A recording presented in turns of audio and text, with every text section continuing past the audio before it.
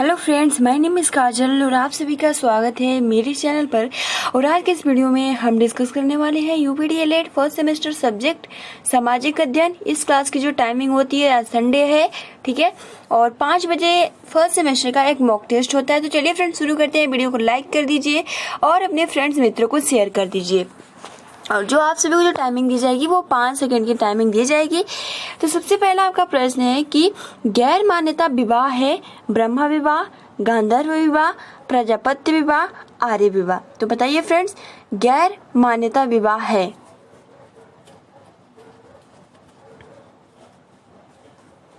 तो फ्रेंड्स बिल्कुल सही, यहाँ पे हो जाएगा गांधर्व विवाह। अगला आपका प्रश्न है कि उत्तर वैदिक कालीन संदेशवाहक कहलाता है दूत, पालागल, उग्र, डाकिया। तो उत्तर वैदिक कालीन संदेशवाहक कहलाता है क्या? बताइए फ्रेंड्स।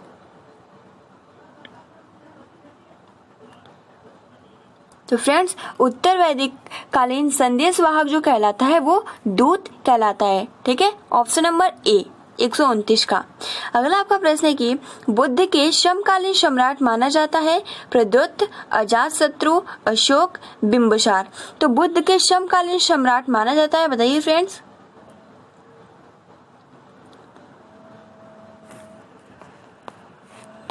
तो यहाँ पे आप सभी का करेक्ट आंसर हो जाएगा, वो हो जाएगा अशोक, ठीक है। अगला आपका प्रश्न है कि राजुक थे चोल राज्य के व्यापारी, गुप्त साम्राज्य के सामंत वर्ग, मौर्य वंश में न्यायाधीश, शक, सेना सैनिक। तो राजुक थे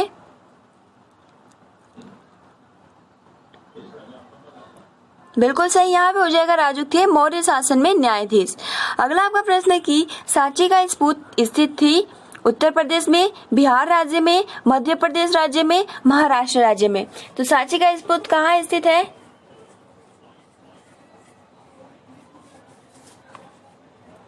तो फ्रेंड्स यहाँ पे हो जाएगा कि सांची का स्फूर्त जो स्थित है वो है मध्य प्रदेश में, ठीक है। अगला आपका प्रश्न है कि इंडिका पुस्तक के लेखक थे कौटिल्य, मेगास्थनीज, सिकंदर, अरस्तु। तो इंडिका पुस्तक के लेखक थे कौन थे फ्रेंड्स?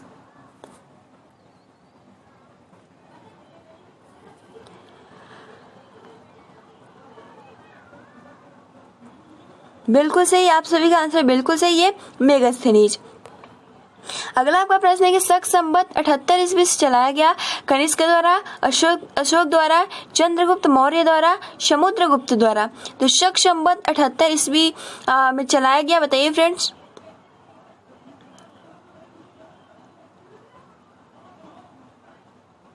तो फ्रेंड्स बिल्कुल सही, यहाँ पे हो जाएगा कनिष्क द्वारा, ठीक है। अगला आपका प्रश्न है कि पंचवर्षीय योजना को अंतिम रूप देता है योजना मंत्री, राष्ट्रपति, प्रधानमंत्री, राष्ट्रीय विकास परिषद। तो बताइए फ्रेंड्स, पंचवर्षीय योजनाओं को अंतिम रूप देता है किसके थ्रू? योजना मंत्री के द्वारा, राष्ट्रपति के द्वारा, प्रधानमंत्री के द्वारा या राष्ट्रीय विकास परिषद के द्वारा।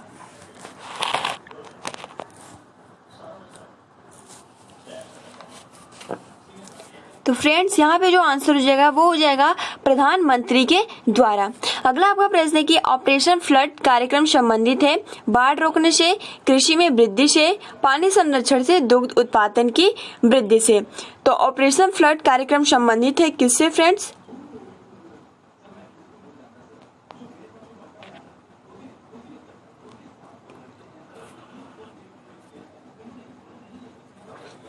तो फ्रेंड्स बिल्कुल सही, यहाँ पे हो जाएगा ऑपरेशन फ्लड कार्यक्रम संबंधित है वो है दुग्ध उत्पादन की वृद्धि से। अगला आपका प्रश्न है कि गद्य और पद्य दोनों में रचित वेद है ऋग्वेद, सामवेद, यजुर्वेद, अथर्ववेद। यानी गद्य और पद्य दोनों में रचित वेद है।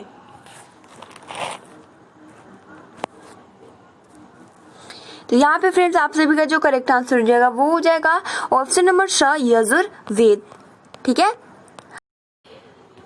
देखिए अगला आपका प्रश्न है कि नगर निगम का सर्वोच्च निर्वाचित अधिकारी कहलाता है सदस्य, अध्यक्ष, उपाध्यक्ष, मेयर। तो नगर निगम का सर्वोच्च निर्वाचित अधिकारी कहलाता है क्या? तो फ्रेंड्स मेयर कहलाता है, ठीक है। अगला आपका प्रश्न है कि जिले में परिवार कल्याण के कार्य कौन करवाता है? जिला न्यायाधीश, बेसिक शिक्षा अधिकारी, मुख्य विकास अधिकारी, मुख्य चिकित्सा अधिकारी। तो जिले में परिवार कल्याण के कार्य कौन करवाता है?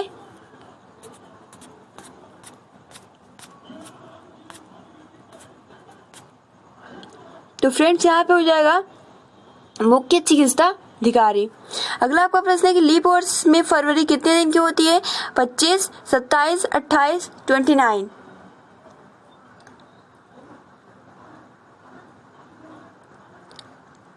तो फ्रेंड्स यहाँ पे होगा कि लीप ईयर्स में फरवरी कितने दिन की होती है? तो वो होती है 29 दिन की। अगला आपका प्रश्न है कि लीप ईयर्स कितने वर्ष के बाद आता है? 2 वर्ष, 3 वर्ष, 4 वर्ष, 5 वर्ष।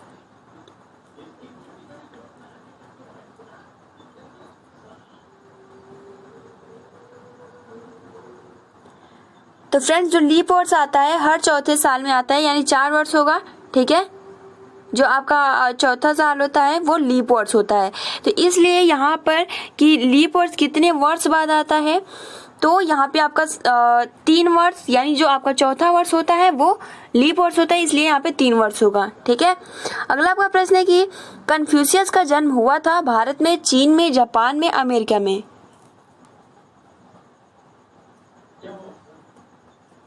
तो फ्रेंड्स कन्फ्यूशियस का जन्म हुआ था वो हुआ था चीन में। ठीक है, अगला आपका प्रश्न है कि चीन का प्रसिद्ध दार्शनिक था लाओ त्से, कन्फ्यूशियस, अ एवं ब दोनों, कोई नहीं। तो चीन का प्रसिद्ध दार्शनिक कौन था?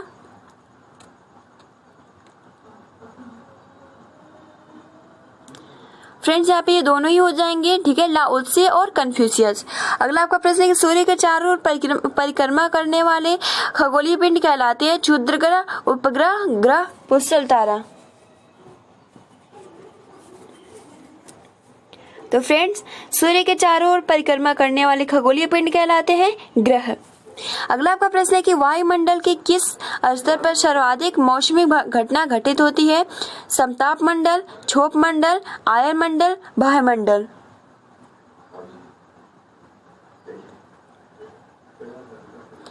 तो फ्रेंड्स यहाँ पे हो जाएगा क्षोभ मंडल। ठीक है, यानी ऑप्शन नंबर ब। अगला आपका प्रश्न है कि वैदिक ग्राम का मुखिया कहलाता था क्लोप, ग्रामिक, ग्रामणी, विस्पति। तो हमने इसके जो आपका ये टॉपिक है बहुत ही अच्छे से डिस्कस किया था। वैदिक ग्राम के मुखिया कहलाता था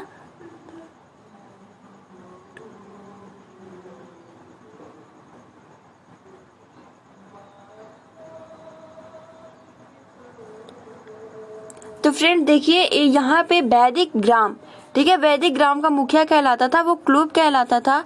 यहाँ ग्रामणी दिया है। ठीक है, जो आपका राजन सीरीज है उसमें ग्रामणी दिया है, बट वैदिक ग्राम का मुखिया कहलाता है क्लूब। ठीक है, अगला आपका प्रश्न है कि किस हड़प्पा स्थल से कांस्य नर्तकी की मूर्ति बनी हुई थी? कालीबंगा, चनहुदड़ो, मोहनजोदड़ो, हड़प्पा। तो किस हड़प्पा स्थल से कांस्य नर्तकी की मूर्ति प्राप्त हुई थी?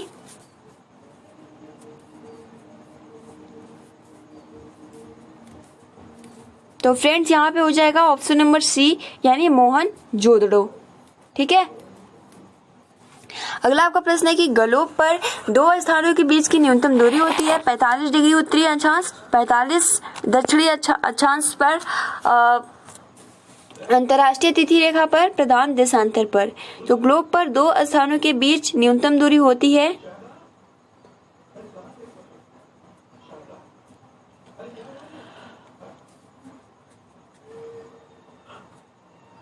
फ्रेंड्स यहाँ पे जो आप सभी का आंसर हो जाएगा वो हो जाएगा स, अंतर्राष्ट्रीय तिथि रेखा पर। अगला आपका प्रश्न है कि सिंधु घाटी के निवासियों का मुख्य भोजन क्या था? गेहूं, चावल, जौ, उपयुक्त सभी।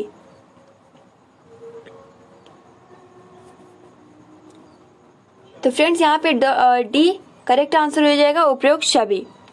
अगला आपका प्रश्न है कि ऋग्वेद में अयस्क शब्द का प्रयोग हुआ था सोने के अर्थ में, चांदी के अर्थ में, तांबे के अर्थ में, लोहे के अर्थ में।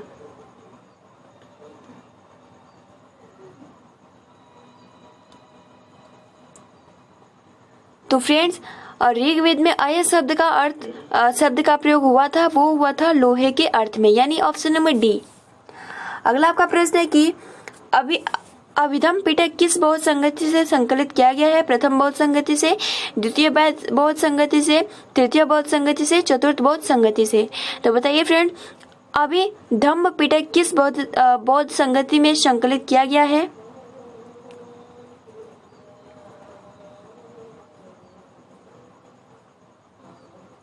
तो तो फ्रेंड्स यहाँ पे हो जाएगा द्वितीय बौद्ध संगति में। अगला आपका प्रश्न है कि सौर मंडल का मुखिया है पृथ्वी, चंद्रमा, शनि, सूर्य। तो सौर मंडल का मुखिया कौन है?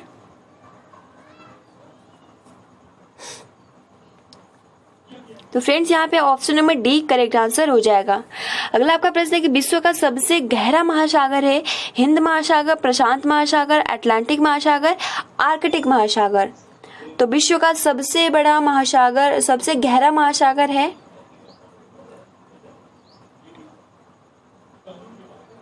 तो फ्रेंड्स यहाँ पे हो जाएगा प्रशांत महासागर। अगला आपका प्रश्न है कि नासा की स्थापना हुई थी 1958, 1959, 1957, 1956। तो बताइए फ्रेंड, नासा की स्थापना हुई थी। तो फ्रेंड्स यहाँ पे हो जाएगा 1958। अगला आपका प्रश्न है कि नगर पंचायत का कार्यकाल होता है 3 वर्ष, 4 वर्ष, 5 वर्ष, 6 वर्ष।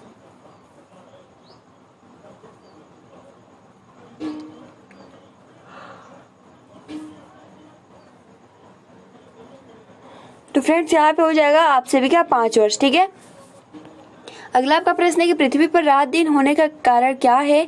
पृथ्वी के अक्ष का झुकाव, पृथ्वी का सूर्य के चारों ओर परिक्रमा, सूर्य के सापेक्ष सूर्य की गति, पृथ्वी अपने अक्ष पर घूर्णन गति। बताइए फ्रेंड। तो यहाँ पे हो जाएगा पृथ्वी अपने अक्ष पर घूर्णन, यानी ऑप्शन नंबर डी। अगला जो आपका प्रश्न है कि 0 डिग्री अक्षांश को कहते हैं भूमध्य रेखा, कर्क रेखा, मकर रेखा, आर्कटिक रेखा। तो फ्रेंड्स यहाँ पे हो जाएगा आप सभी का भूमध्य रेखा, ऑप्शन नंबर अ। अगला आपका प्रश्न है कि भूमध्य रेखा पर सूर्य की किरणें कब सीधी पड़ती है? 23 सितंबर को, 21 मार्च को, 21 जून को, 25 दिसंबर को। तो फ्रेंड्स भूमध्य रेखा पर सूर्य की किरणें कब सीधी पड़ती है? तो वो पड़ती है 21 जून को, यानी ऑप्शन नंबर सी। अगला आपका प्रश्न है कि ग्राम पंचायत के सदस्य चुने जाते हैं 2 वर्ष के लिए, 5 वर्ष के लिए, 7 वर्ष के लिए, 10 वर्ष के लिए। तो ज्यादातर इसमें आपका 5 वर्ष ही रहता है, तो यहाँ पे option number B correct answer हो जाएगा 5 वर्ष के लिए। अगला आपका प्रश्न है कि संविधान सभा के अस्थायी अध्यक्ष थे जवाहरलाल नेहरू, डॉक्टर राजेंद्र प्रसाद, महात्मा गांधी, डॉक्टर भीमराव अंबेडकर। तो संविधान सभा के अस्थायी अध्यक्ष कौन थे? तो फ्रेंड्स यहाँ पे हो जाएगा डॉक्टर राजेंद्र प्रसाद। ठीक है। अगला आपका प्रश्न है कि यदि किसी ग्राम सभा की कुल जनसंख्या 3000 है तो उसकी ग्राम पंचायत की सदस्य संख्या होगी 9, 11, 13, 15। यानी कि यदि किसी ग्राम सभा की कुल जनसंख्या 3000 हो तो उसकी ग्राम पंचायत की सदस्य संख्या होगी, कितनी होगी?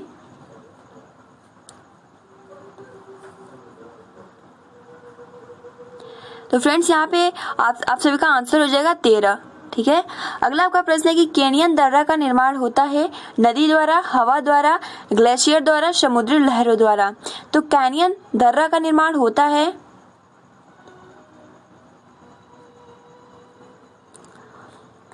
तो फ्रेंड्स यहाँ पे ऑप्शन नंबर अ करेक्ट हो जाएगा, नदी द्वारा। ठीक है। अगला आपका प्रश्न है कि भारत का सबसे लंबी तट रेखा वाला राज्य है केरल, गोवा, गुजरात, तमिलनाडु। तो भारत का सबसे लंबी तट रेखा वाला राज्य कौन सा है?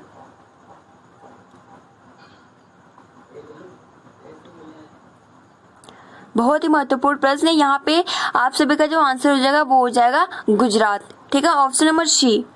अगला आपका प्रश्न है कि वेद का शाब्दिक अर्थ है पवित्र ज्ञान, पूज पाठ, ईश्वर की स्तुति। तो वेद का शाब्दिक अर्थ क्या है? पवित्र ज्ञान, पूजा पाठ, ईश्वर की स्तुति।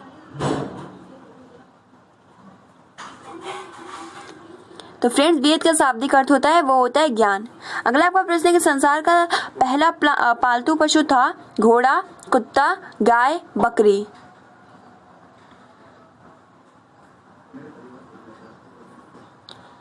बिल्कुल सही, संसार का पहला पालतू पशु था वो था कुत्ता।